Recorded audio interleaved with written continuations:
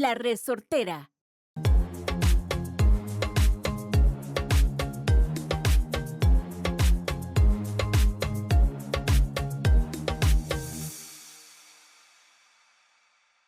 Welcome to another episode of Pura Vida Perspective. Everybody, I hope you're doing great.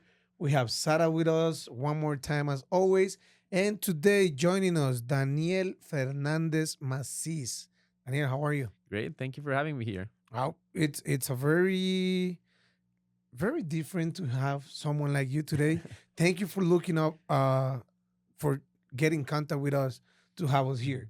Before we go any further with you, Sara, can you share this at the back of this book that we're holding today? Okay, so Daniel is an author here in Costa Rica. He said writing started as a hobby and ended becoming a passion. First, a way to explore new abilities, to escape from my profession during free nights, and to enjoy my leisure time. Now writing has become something I will love to continue doing for the rest of my life, from Costa Rica to all of you. I love it. I can read. Yes, you can. Check pass. Daniel, I gotta tell you right away, this what you put on the back of this book, it's very authentic. And I can feel the passion you have that really represents you. Thank you. Can you tell us a little bit about yourself, how you end up writing a book? This one is called Tale of Two Brothers. It's in English. Yeah. And it's in English. And you're 100.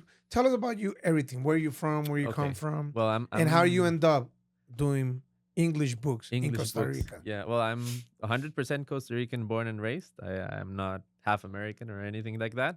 So when I graduated from high school, it was a bilingual high school here in Costa Rica. I decided to start studying at Universidad de Costa Rica. Where were you born? What? In Curridabat. I'm from Curridabat. Okay, Yeah. San Jose. Yeah, exactly, in San Jose. Okay. So I knew that I was going to be studying maybe 5.5, 6 years in Spanish. And I thought, well, how am I going to get my English continuously practicing? I'm going to keep it the way it is. And I thought maybe, well, I like to write. I like to read. Maybe I could write a book in English. Okay. No studies, no practice, nothing like that. No idea of what Never creative reading writing. a book in Spanish. No. So I started writing. I did not know that it's called organic writing. That's when you just pour your ideas into the blank paper. And for 6 years, I did this. And in the 6th year, I started seeing that I actually had a book, that it was Tale of Two Brothers. And that's when I decided to hire an American company who actually did the editing process to ensure that it was a high quality book. And that's the reason why I started writing, because I wanted to practice English. But when I started writing and started dedicating time to it, I actually, as it says in the back, it became a passion because I really enjoy it. And it's an amazing way to really disconnect from everything, because when you're writing, you are in your own world. You step in there and exactly. boom, boom, boom. So you have no idea what's happening around you. It's stress free, even though it's stressful at the same time. But it's really something that's very passionate. And well, now I have 3 more books after this one in Spanish, and I'm writing a 5th one in English. So it really became a passion. It really became a hobby, and I'm continuously doing it and taking time of my leisure time to actually do it, because this is not my main job. Okay. Mm-hmm. So this is your first book? Yeah. In English? Yeah. Now you did 3 in Spanish? Yeah, exactly. And you're working in another English book? Exactly. Yeah. And well, one of the books that I say it's in Spanish, it's the translation of this one. But okay. I thought that translating was going to be very easy, that maybe it was going to take me a month or 2. It took me 2 years to translate this book. It's very tough to translate a book, because you have to translate the idea, the concept, the scenes, the characters, not the words. So it took me 2 years to actually do it. Okay. Wow, that's incredible. I mean, this is a pretty decent sized book, Yeah, too. heavy This book. is not a small book. Right. Yeah. Very impressive. And so did you write as a kid or always you've been liking to write? Not really, because a lot of people that see that you have published a book think that you always loved writing, loved reading, or that you studied something related to creative writing. And that's very interesting, because when you meet people like in book fairs or in book presentations, they see it very impossible to actually publish a book. But actually, the first book that I actually read for pleasure was in 10th grade. I was like You were old 15 already. years old. Yeah. So I was not that young. And it was the first book I really read and enjoyed. And that's when I started reading. And writing really started with Tale of Two Brothers. So it's not something that I brought like from my childhood or Okay. no, it was something that started when I realized that I could enjoy reading. Mm-hmm. And as a consequence, I thought that I would enjoy writing. But it was very, let's say, later on in my life. It was not 3 years old or 4 years old. It was not that young. Wow. Mhm. What genre? So what genre do you like writing about? Are you kind of playing around with that, or do you Uh-huh. stick with something kind of similar? Yeah, I'm what it's called an indie author or independent author that actually gives you that freedom. So you can test around because I publish whatever I want to publish. So this one specifically is adventure and fantasy. The second one that's called Testigo de mi Muerte, that's a crime thriller and Okay. suspense with Ooh. a mysterious Yeah. narrator. And the third one is called Las Vidas de un Día, and that's short stories. And there I actually tried several genres. So I have okay. mystery, I have Uh-huh. fiction, I have Okay. a contemporary, I have like comedy. I tried it like around. And the one that I'm writing currently is like contemporary romance. So I like to try whatever comes to mind. But Nice. what I do have as a consistency in my books is that I like to play with my narrators. Okay. So this book has two narrators because one chapter is narrated by the older brother and the other one by the younger brother. Mhm. So you have two narrators in the same book. And in Testigo de mi Muerte, you have, it's like a mysterious species that observes human beings. And he starts like just watching the action, but eventually he becomes part of the story. So it's like omniscient to witness to actually protagonist narration. So I like to try that and to play with that. The genre really depends on the idea I have for the story. So I'm not like set in one, but I can say that writing contemporary romance was way too hard for me because I don't read that. So I think I'm not going to try that again because I've been suffering for like 2-3 years with that book. And when do you think that book is gonna be done? Oh, that's very tough. I hope I had an answer, Jairo, because I think I finished writing it in my mind Mm-hmm. in like August 2023. But I've been like checking it out and revising it. And then I hired again the editor from the US. And she told me like, okay, no, that's crap. You need to work a lot on this.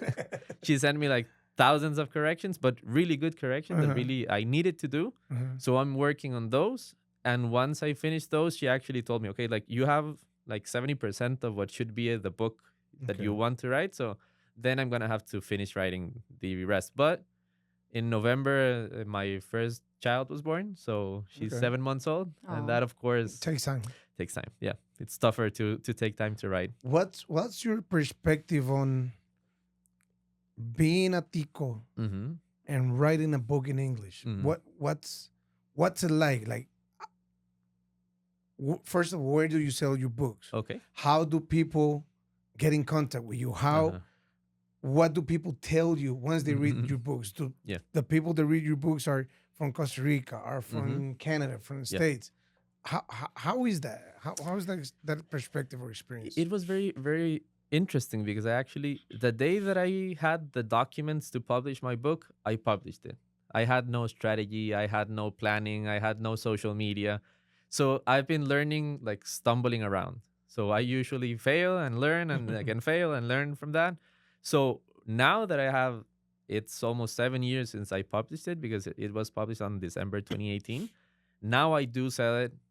My best place to sell this book is the airport, of course, The airport. which may seem Wow. like obvious, but it was not obvious to me in the when I started I because thought you were gonna say Amazon. no, yeah, I have it on Amazon, but the thing with Amazon is that there's so many books, so many books. It's available hardcover, paperback, and Kindle, for example. But the thing is that there's so many books that you do a lot of marketing effort and promotion and paid social media, but in the end, it's like a fish in the ocean, right? So it's so many books that you do sell, and every month you see the sales report and everything, but it's very small. But the airport is very smart. Yeah. Yeah. So that's that became like my headquarters, and it has been very interesting because also answering your second question, I received messages from people that bought it at the airport and they're writing from Italy or Canada or from, I don't know, New Zealand, and they said like, we bought your book at the airport and we saw that you're Costa Rican, and yeah, I really enjoyed it. And here in Costa Rica, it was very interesting as well because I thought that it was going to be very difficult to sell Mhm. because, of course, it's not only in English but written by a Spanish Mhm. speaking author, right, from a Costa Rican. So it has like a stigma, like, is it really going to be good? Mhm. But interestingly, this book was my bestseller until like a year and a half ago. It had very like strong, Can you consistent find it sales. in Librería Internacional? Yeah, I have Okay. it in Librería Internacional and Tiendas Universal right now. Nice. And also people buy it directly from me. So the difference is that it's the same price, Mhm. but you get, well, the signature and the signature. dedication, and you also get usually like a seal that you bought it from the author. You get a like small present or something. By the way, additional. he gave us the book and he signed it for me and Sarah on the Yeah. first page. You did. You can go to, if you're in Costa Rica, Librería Internacional, Mhm, La Universal, mhm. and if you're traveling to Costa Rica at the airport, where Yeah. at the airport? At almost all the shops because they're from the same people. So Nice. so, That's yeah. smart business. Yeah, no, and it's very very funny because when I go to the airport, and of course it's very exciting to see your book in any bookstores. Of course. So I see the book the first time I saw it, and I was like, oh, that's so cool. Did you cry?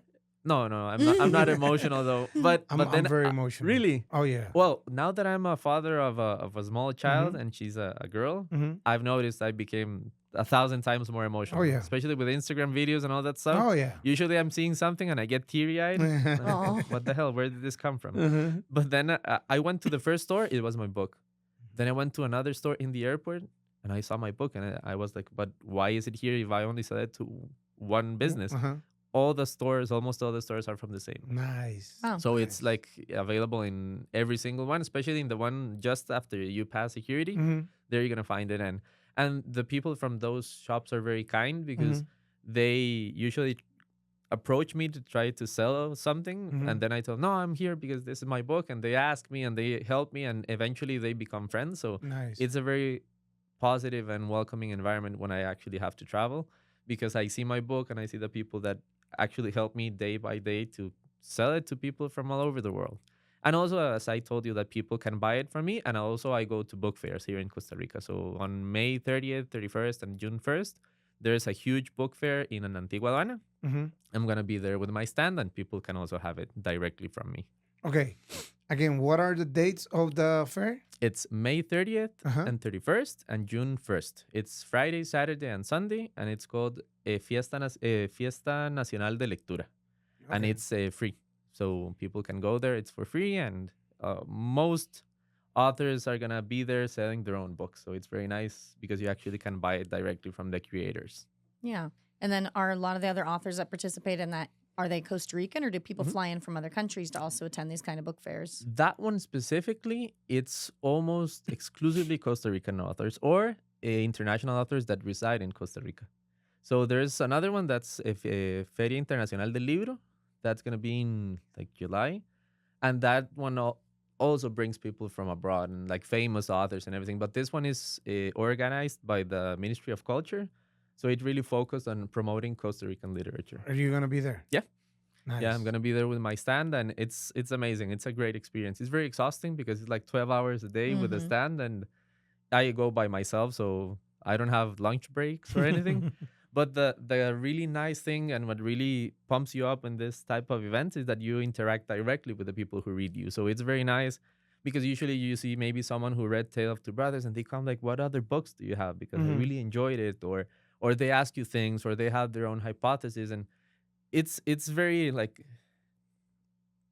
it's not false when people say that once you publish the book, it's not the author's property, because people read it and they create their own deductions and conclusions and everything. So it's very interesting when you speak with someone who actually read your book, because sometimes they tell you things about your book that you did not think about or actually wrote about.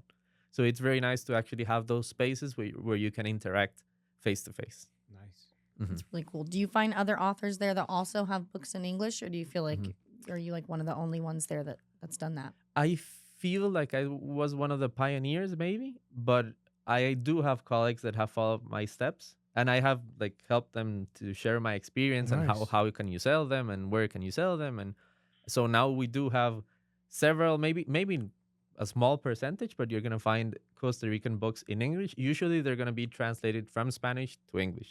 In this case, actually wrote it in You wrote English. it in English.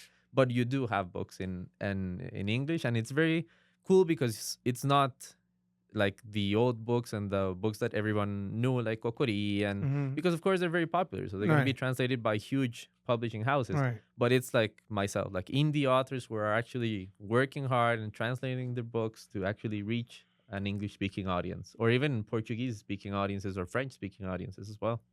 Yeah, because one thing that I will have people, well, when they're moving, some people have asked me, oh, are there libraries where we can go check out books, or, where can we get books? And I usually tell people to bring, if they're like an avid reader, bring a Kindle. Like, I prefer to have things in my hands. Actually, Yeah. at one point, I had a whole suitcase full of books Really? years ago because, Uh-huh. I would bring them down. Or then when I lived in the southern zone, we'd trade books because you're right. Yeah. You're not just going to, first of all, we didn't have bookstores down there at all. Mhm. But often, we'd trade books or let friends borrow books. I don't think Mhm. Kindles were very popular by then. Yeah. But I usually do tell people to bring a Kindle because there's just not as much availability. It's Yeah. not like you're going to go into the Libreria Internacional and in it's Nosara, all yeah. in English. No, it's Yeah. going to be mostly Spanish, Yeah. limited books in English. Yeah, Um, that's true. Actually, there are two bookstores here in GAM in the central area of Costa Rica. Semicolon Books and Book and Toy Store are actually like specialized on English books. But again, it's small bookstores and very close to the capital. So of course, if you're gonna be living in Guanacaste, it's gonna be very tough to actually get your hands on books in English or Spanish books. The cool thing is that the same people that actually have the stores in the airport have them in hotels. So Oh. so actually, for example, I've received photos of people in, I don't know, Tabacón or in Tamarindo, and they said like, "Why is your book here? Nice. Smart Don't say it too people. loud." Yeah, You got to a really good Yeah. distributor then. They're just Yeah. distributing it everywhere. Yeah, you have a good business partner. yeah. No, I love them because it was a great opportunity to actually find them. My Mhm. mother usually says it was her idea. We have a discussion on that because she says it was her idea. I say it was mine. But we've been practically I published on December 2018, and I started selling with their shops in January, maybe like a month after that. Do you have an idea of how many copies you have sold? Yep. Total of my 4 books, it's over 3,000. Like 3,000, 3,100 maybe, Nice. around that. amazing. Usually in book fairs, you do see like a like a huge boost because it's 3 days where maybe you're gonna sell, I don't know, 50, 100 books, and then month by month, it depends on your strategy because there are authors that actually sell on social media and they continuously publish and they do reels, and I hate that stuff. So I don't sell that much by social media. I did back then, but now what I do is I focus more on like big bookstores and book fairs. So you see like months of 0 sales and then a month with 120 books. So it's very dynamic, but again, since I don't work full time on this, I'd rather enjoy the time I dedicate to this and actually have face-to-face encounters and real conversation with people who read me than doing like a lot of social media content and simply struggling to sell one by one. I wanted to emphasize on that this is your hobby. This is not what Yeah. you do. Yeah. Actually, I usually joke that I have like separate bank accounts for the author and the engineer, and sometimes the author has more money than the engineer.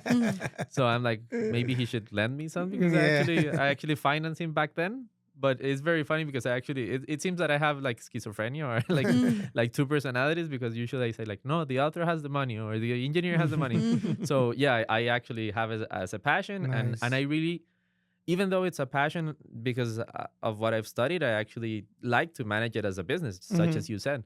So I do have like marketing strategies, and every month I do like financial reports, and I know if I'm profitable, and I know that stuff. Right. So actually, I don't take money from the author because I really want to reinvest until eventually it really becomes like a big part of my income of Mhm. or of my financial stability. Right. But right now I see it like a startup. Like I need to reinvest. Yep. It has to grow by itself. Or it can be the money for your next book and your Exactly. editors Exactly. and so on Yeah. and so on. Oh, that's something very, very interesting because a lot of people ask me like how often do you actually have to invest of your own money into the author? I have not given him $1 for 4 or 5 years. So he's self-sustaining because Nice. I worked in a way that he was able to be self-sustaining. Nice. And I know I'm speaking in third person again, Yeah, yeah, yeah. but yeah, I don't want to be in a point where I have to ask, like, okay, no, I have to take money from my child or my Mhm. wife or my, I don't know, my vacations Yeah. and invest on the author because Mhm. I don't want that. I mean, it's a passion. It's working by itself. It has to work by itself and it's working by Nice. itself. Yeah. Nice. And recently what I did is that I also created my own book fair in 2.5 years ago because of my experience, I You wanted, bring friends. exactly. I wanted to create a space similar to what I wish existed in Costa Rica. Mhm. And it's called Boca Fest. And the third edition was in February. Mhm. And we had 75 Wow. projects participating between authors and entrepreneurs. Nice. And we had 2,800 visitors in Wow. Avenida Escazú. Oh. So again, that's part of the business. So now I have my own brand that's You're Boca big, Fest. man. And so I really wanted to grow and give opportunities to my fellow authors. But again, I don't work on that.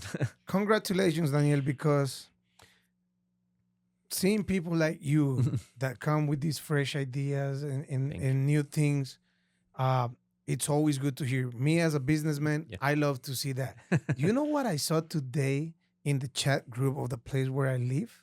What? You know, we're in a rainy season, right? Mhm. You know how frogs are everywhere Yeah. because it's raining a lot. And I live in a condo Mm-hmm. where people have dogs, and you know how frogs and dogs, you Oh know, yeah. Mhm. they're My not a dog, good yeah. they're not a good mix. Not a good mix. So today, a lady sent a big text offering the service of getting the frog out of your house for 2,000 colones. 1,000 colones to get it out of your house, Uh-huh. and the other 1,000 colones to put it out of the condominium in a free space or an empty What lot happens or if you whatever. only give her 1,000? Is she just going to put it out of your house but not take it out of the condominium? Well, her price is 2,000, but my reply was like, ha ha ha ha, you're smart. Yeah. Congratulations on your business idea, Mhm. because I know if I have synthetic grass, so it's not gonna happen in my house. But if I know that a frog comes into my house, Yeah. I'll be calling her right away, Yeah. I'll be paying. because I'm like, my wife has like, how do you say, cuando tiene mucho miedo, Like paranoid. Phobia. He's a- phobia. Phobia. She has phobia of frogs. And I was like, right on. Like, Yeah. like I'm clapping on your new And venture. this lady's like, Yeah. I don't mind frogs. I'll take them all out all day. What I'm saying is, she's not making this to live or making a living out of it, Yeah. but it's She saw an opportunity and she just took it. exactly. No, that's Exactly. That's So- amazing. Yeah. So again, congratulations, Thank because you. you're doing your own thing. Thank you. Are very you much. doing your own book fair? You definitely have a great business partner that Mhm. is not only putting you map at the airports, but Yeah. also in hotels. Yeah. Now, what I like to, or I guess it's, you mentioned how it's a hobby and it's your passion. Mhm. And maybe since you still have your work as an engineer, Yeah. the author makes his own money. You're not Yeah. funding the author. Like maybe that takes the pressure off of it so you can enjoy it Yeah. more. Yeah. Maybe at some point, if you go full time too early, then it's not fun anymore. Mm-hmm. Yeah. It's not stressful. You have all that pressure on yourself. So I really love that you found that like balance kind of Mhm. between the two of like, okay, I have this, and then I have this other thing that I'm creating Mhm. that's kind of zero pressure that I can take years to make a book if I want to. There's not a deadline. And I Exactly. think that's really cool. Exactly. And to be honest, and that's maybe the grim side of this business, is that I maybe know 2 people that actually work full time on this. And I do know people that have tried and have lost their house, Yeah. or because it's very, very Yeah. tough. Because It again, is. not that many people read, of course, as a percentage in general of the global population. The margins are not great. The bookstores are closing. So of course it's very tough. And that's also why, from my stability and from my experience and my career or whatever, I like to try to create like this book fair. Like Yeah. I know how tough it is because I've been there. Mhm. So let's use whatever skills I have or time I have and try to create something where people can actually maybe have a profitable environment Right. with books. And it's been growing, and I'm very, very proud of like 75 people trusting in my crazy idea. It was very fun to see. And the 2,800 people, of course, was amazing to see the Mhm. like everyone walking around the stands and Nice. buying and Nice. seeing like this ambiance. It was amazing. So Nice. I'm very happy to have Very, that. very, very smart, man. Thank Congratulations again. you. When's the next event? I do it once a year. So Okay. it's going to be February 2026. Like probably every single year on the first weekend of February. Because All right, Daniel. Pura Vida, thank you for reaching out to us. Mhm. I'm glad that we did this because Mhm. this is a complete different perspective of what we usually share.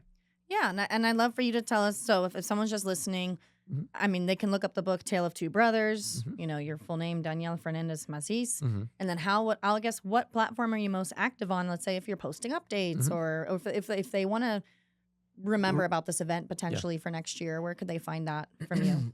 Instagram is definitely going to be the one where I'm most active. I do have Facebook and TikTok. I don't have, so I'm way too old for TikTok. So yeah, I'm not starting that soon. Yeah. But yeah, so as an author Daniel Fernández Masís, and Book Fest CR as the book fair. There's where people are gonna know when's the next. All right. Make sure fair. you tell your friends, all your 75 friends that sells books and everything about Pura Vida Perspective yeah. so they can watch you on this episode. Thank you very much, Sara and Jairo, for having me here, and it was a pleasure to share with you this morning. All right, thank you. All right, Pura Vida. Have a See you good guys. one.